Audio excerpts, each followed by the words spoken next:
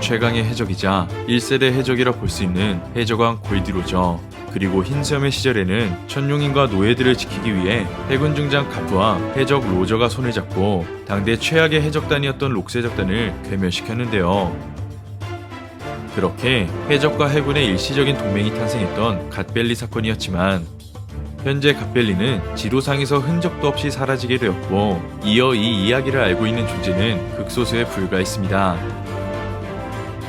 하지만 당시 로저는 세계관 최강자로 평가할 수 있는 록스리 지벽을 가프와 힘을 합쳐 쓰러뜨렸고, 이어 갓벨리 사건 중 획득한 보물상자에서 아기였던 샹크스를 발견하게 되었는데요. 이처럼 당대 최강의 능력자들로 구성된 록세적단이 로저와 가프에게 무너지게 되며, 로저는 최강의 해적으로, 그리고 가프는 해군의 영웅으로 불리게 되었습니다. 그렇게 시간이 흘러 현재 세계 최고 권력 오로성과 해군대장 키자루가 서왕 루피와 베가펑크가 있는 에그헤드 섬으로 이동하고 있는 가운데, 그 시각 언론사를 통제하는 모르건즈가 서왕 루피의 새로운 기사를 작성하게 되었는데요. 이처럼 루피가 에그헤드 섬에서 해군은 물론 세계 정부와 격돌하게 되며 새로운 전설을 만들 수 있는 가운데, 이번 영상은 갓벨리 사건을 떠올릴 수 있는 동맹의 탄생과 배신자의 정체가 밝혀지고 있는 원피스 1075와 풀버전 내용을 살펴보면, 먼저 본체 베가펑크를 찾기 위해 세라핌 연구실로 이동했던 피타고라스가 누군가에게 습격을 받게 되고, 이어 피타고라스와 연락을 취하던 베가펑크 샤카는 피타고라스에게 연락을 시도하지만 응답을 받을 수 없게 됩니다. 그렇게 내부의 배신자가 피타고라스마저 공격하게 된 가운데, 이어 샤카가 모니터를 통해 누군가의 그림자를 확인하지만, 이내 그 그림자는 자신의 정체를 들키지 않기 위해 모든 전보벌레를 순차적으로 파괴시켜버립니다. 나아가 내부의 배신자는 영상을 송출하는 전보벌레는 물론 통신장치마저 망가뜨린 가운데, 그 시각 조로와 함께 있던 루피는 동료들과의 연락이 차단되었다는 사실을 알게 되고, 이어 모니터를 바라보고 있는 샤카의 곁으로 이동하게 되는데요. 하지만 샤카가 보고 있던 모니터가 차례대로 꺼지게 되자, 샤카는 이 연구실에 우리를 너무 잘 알고 있는 사람이 있다며 배신자의 정체를 추측하게 됩니다. 한편 실종된 본체 베가펑크를 찾기 위해 연구실 내부로 이동 중인 밀짚모자의 땅은 베가펑크의 클론들은 물론 세라핌들까지 합류하며 4개의 그룹으로 나눠지게 되고, 그중 나미와 브룩 그리고 에디슨이 인조 다이아몬드를 발견하게 됩니다. 그 시각 초파와 로빈 그리고 아틀라스는 연구실 내부에서 인공장기를 발견하게 되자, 초파는 놀라움과 두려움에 눈물을 흘리게 되는데요. 이어 상디와 징베 그리고 클론 스투시는 무기 제조 공장에 입성하게 되고, 이어 상디는 스투시에게 완전히 반하게 되었는지 스투시의 주위를 계속해서 맴돌게 됩니다. 한편 우소카 프랑키 그리고 릴리스와 유크는 마침내 피타고라스가 공격을 받은 세라핌 연구실로 이동하게 되었고, 이어 그곳에서 피타고라스의 머리를 발견하게 되는데요. 그렇게 피타고라스가 배신자에게 공격을 받게 된 순간, 피타고라스는 머리를 분리해 배신자의 공격을 가까스로 회피할 수 있었고, 결국 몸체는 파괴당했지만 릴리스를 만나게 되며 죽음의 위기에서 벗어나게 됩니다. 이처럼 피타고라스가 자신을 공격했던 조력자의 정체를 알 수 있는 가운데, 이어 요크가 근처 에어리에서 세라핌 행콕을 발견하게 되고, 요크가 행콕의 머리를 쓰다듬기 위해 이동하려는 순간 그녀에게 가까이 가면 안 된다는 피타고라스가 요크의 이름을 다급히 외치는데요. 그렇게 배신자의 명령을 듣고 있던 세라핌 행콕은 매료 능력을 사용해 요크를 돌로 만들어버리자 그곳에 있던 모두가 충격을 받게 되고, 이어 세라핌 행콕이 다른 일당들을 공격하려 하자 나미와 브룩 그리고 에디슨이 무서운 능력을 지닌 세라핌 행콕으로부터 벗어나기 위해 아래층으로 뛰어내리게 됩니다.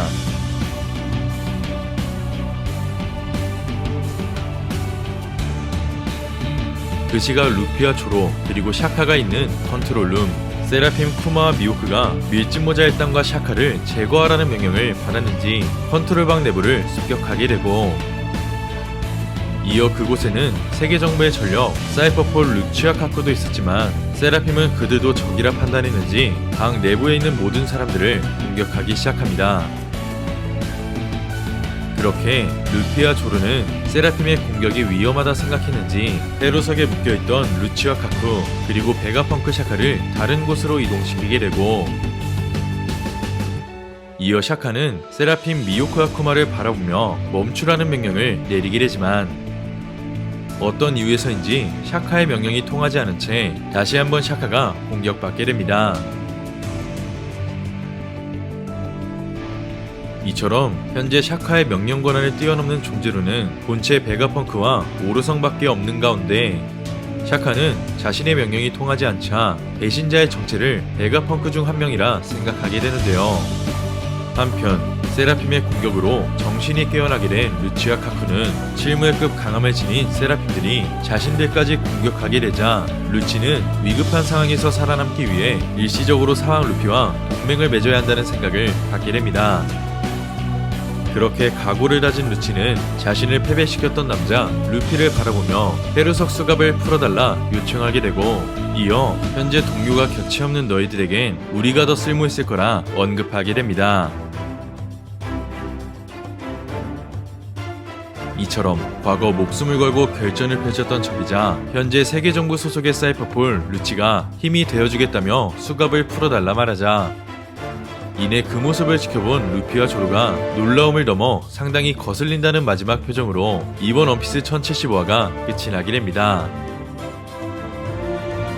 이번 화를 통해 내부의 배신자는 고대병기의 비밀을 알고 있는 카리브가 아닌 베가펑크 중 한 명이라는 사실이 공개된 가운데, 그중 많은 의심을 받았던 샤카 또한 세라핌에게 공격받게 되며 샤카는 배신자가 아닐 가능성이 더욱 높아지게 되었습니다. 또한 세틀라이트 베가펑크들의 명령 권한을 뛰어넘을 수 있는 존재로는 본체 베가펑크와 세계정부 오로성이 있지만 현재 오로성은 해군대장 키자루와 함께 아직 에그이드 섬에 당도하지 못했듯이 어쩌면 지금의 사태를 만든 배신자는 본체 베가펑크이거나 클론들 중 하나라는 것을 예측할 수 있게 되었습니다. 때문에 배신자의 정체가 이제 곧 밝혀질 수 있는 가운데 사왕 루피는 사이퍼폴 로그루치에게 일시적 동맹을 제안받게 되었는데요.